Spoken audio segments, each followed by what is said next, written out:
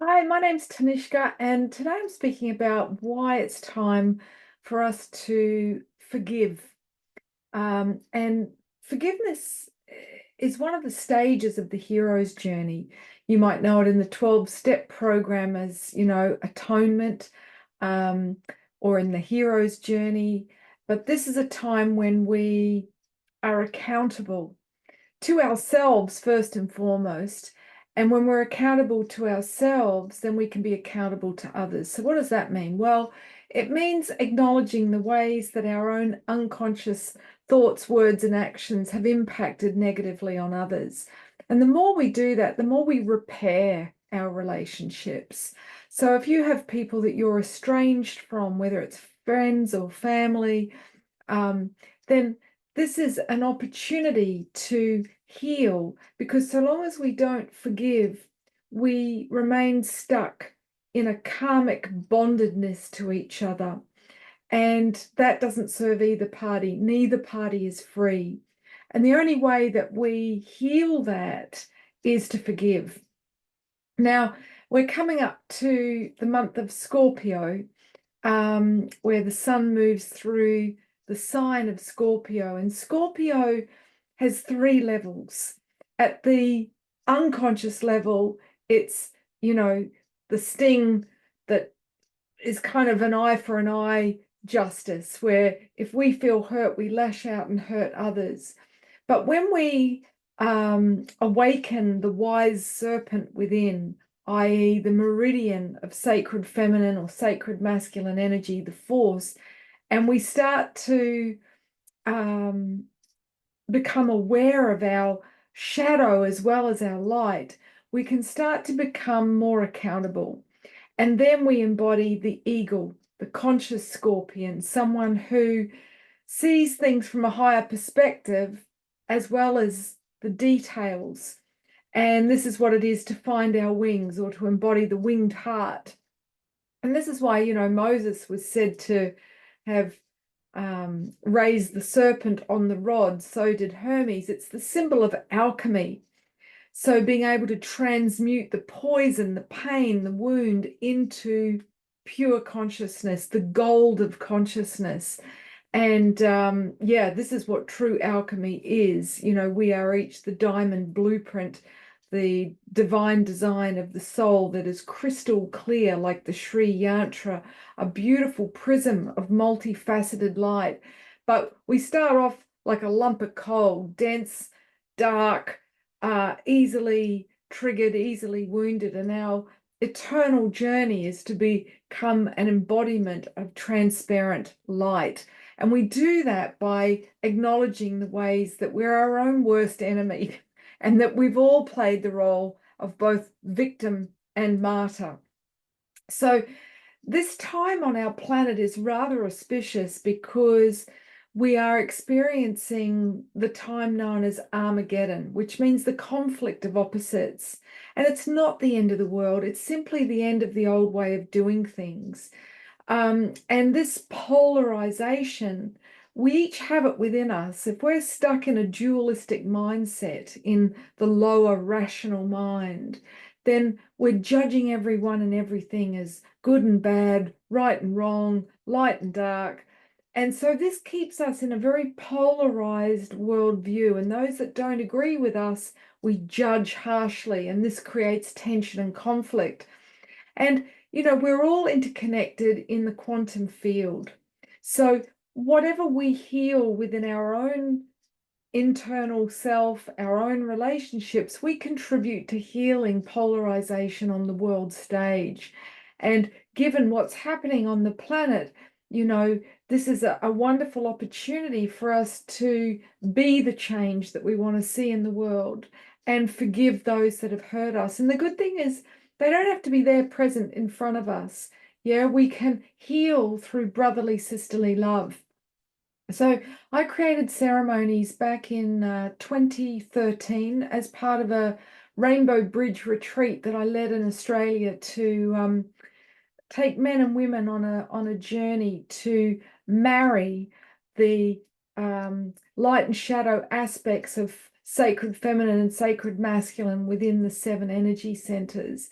And as part of that retreat, when we got to the fifth day, the fifth chakra, which is, that energy center of brotherly, sisterly love, of healing, of entering our vulnerability, I created this forgiveness ceremony, and it was so powerful. We had, I think it was 15 men and 15 women from around the world in Bali on the meridians, the two major dragon lines or ley lines, energy lines of the earth. And everyone was so profoundly affected by it.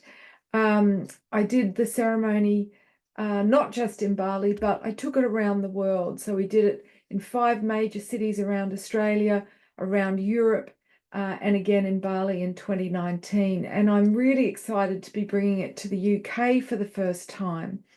So these ceremonies are happening in Lewis and in Glastonbury.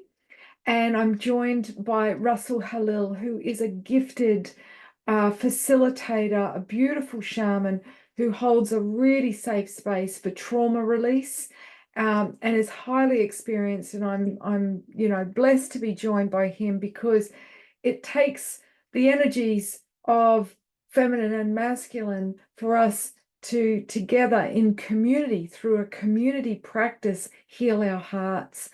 So I invite you to join us, to sit in circle, first in sisterhood and in brotherhood, so that we can, in a safe space, look at the ways that we have hurt each other by seeing that we are all both the victim and the perpetrator. And then when we take back our power, move into a mixed circle of men and women, and one at a time, acknowledge the ways that we have hurt the other and be witnessed in that.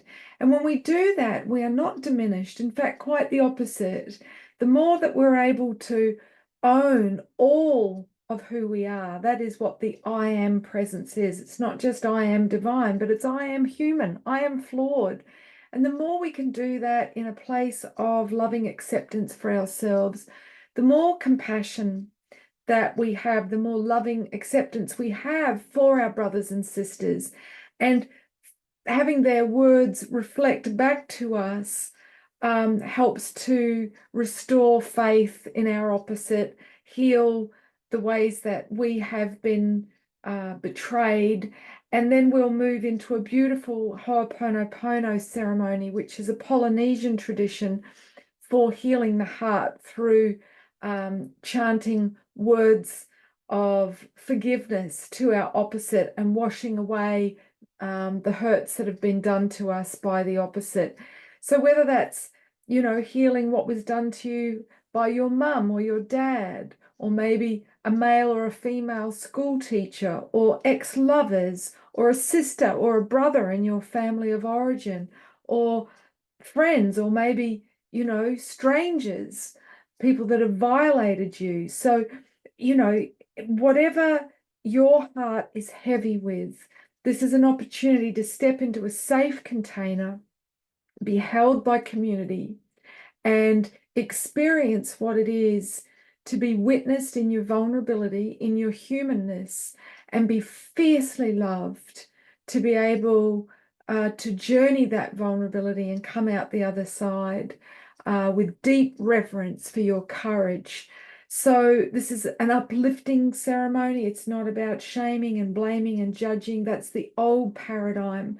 And so long as we're carrying that in our heart, we aren't truly available to love. And in, gosh, how long ago was it? I think it might have been 2006. I was facilitating full moon circles for men and women in Melbourne, Australia. And at the end of the year, doing all 12 full moons, I received the message that we won't create sacred union until we can do brotherly, sisterly love. And in the West, that's been somewhat injured. The image that we've seen, the iconography that we've seen for the last 2,000 years, predominantly has been the image of the mother, the Holy Mother, and the Holy Son. And this creates, a schism in our patterns of relating. Unconsciously, men needing to be mothered and understandably fearing being smothered. So this is an opportunity for us to come together as adults, all taking responsibility for our inner teenager and our inner child, and as adults, see each other through the eyes of love, not through judgment, but through the heart. And in doing that, we heal the feminine and the masculine in ourselves so that we can be in right relationship with our opposite, not fear the opposite, avoid relationship or only fall in love, patterns of unrequited love with people that are unavailable, whether that's emotionally, psychologically, or physically, or, you know, um, hanging out with people that are not the opposite sex. You might have all female friends or all male friends and not spend a lot of time with your opposite. So this is all flags that, we deserve to have both brotherly and sisterly love for our cup to be full. We don't just need a relationship with one primary person. In fact, that puts too much pressure on that. Yeah, this one person to have to fill our cup. We can only fill our cup with all the different types of love. And brotherly, sisterly love are an important ingredient in that beautiful grail cup that lives in our heart, the divine chalice in the heart. So if you'd like to find out more, check out the link below. There are a limited number of places. So just 15 places for women, 15 places for men. It's absolutely essential that we have equal numbers.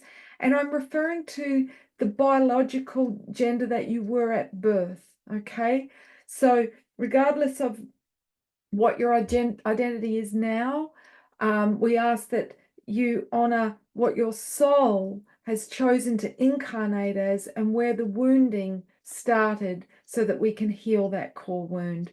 So it'd be my absolute honor to have you join us, and I trust whoever's meant to be there will.